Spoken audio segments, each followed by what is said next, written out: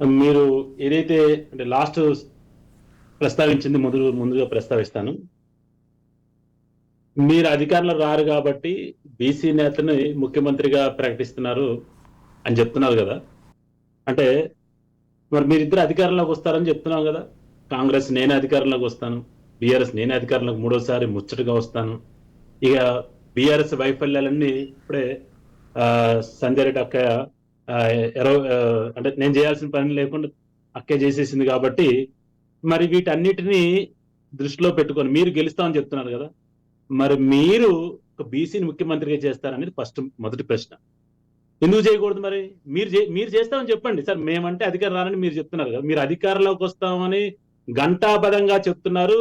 అంటే ఇది మేమే అంటే మేమే అంటున్నారు కాబట్టి మరి మీరు ఎందుకు చేయరంటున్నారు? మీరు చేస్తామని దమ్ము ధైర్యం ఉంటే మీరు చెప్పండి.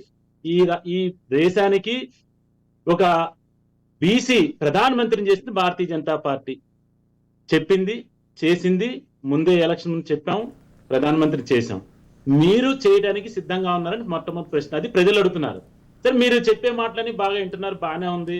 వాళ్ళకి సీట్లు రావు, 10 సీట్లు రావు, 20 సీట్లు రావు, 30 సీట్లు రావు అని చెప్పుకుంటూ వస్తున్నారు కాబట్టి, మీకు వందల సీట్లు వస్తాయని చెప్తున్నారు కాబట్టి, మరి మొట్టమొదటి మీరు బీసీ ముఖ్యమంత్రి ప్రకటించే దమ్ము ధైర్యం ఉందని అడుగుతున్నాను.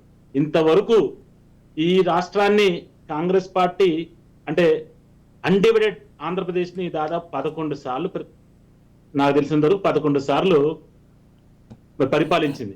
ఈ 11 సార్లలో ఎప్పుడైనా సరే ఒక బీసీ ముఖ్యమంత్రిని చేసిందా? అలాగే మరి తెలుగుదేశం పార్టీ ఒక 10 సంవత్సరాలు అంటే అన్డివైడెడ్ మొత్తం వాళ్ళు 15-20 సంవత్సరాలు వాళ్ళు చేశారు. ఇప్పుడు 10 సంవత్సరాలు బీఆర్ఎస్ పార్టీ ఈ 10వ సంవత్సరం నడుస్తుంది. మరి ఎక్కడైనా సరే కుటుంబ పాలన తప్పితే లేదా ఒక అగ్రవర్ణాలకు తప్పితే ఎప్పుడైనా అసలు ఈ పార్టీ చెప్పటమే దళితుడిని ముఖ్యమంత్రి చేస్తానని చెప్పి మరి ప్రజల్ని మాయ మాటలు, గారడీ మాటలు చెప్పి అధికారంలోకి వచ్చిన పార్టీ బీఆర్ఎస్.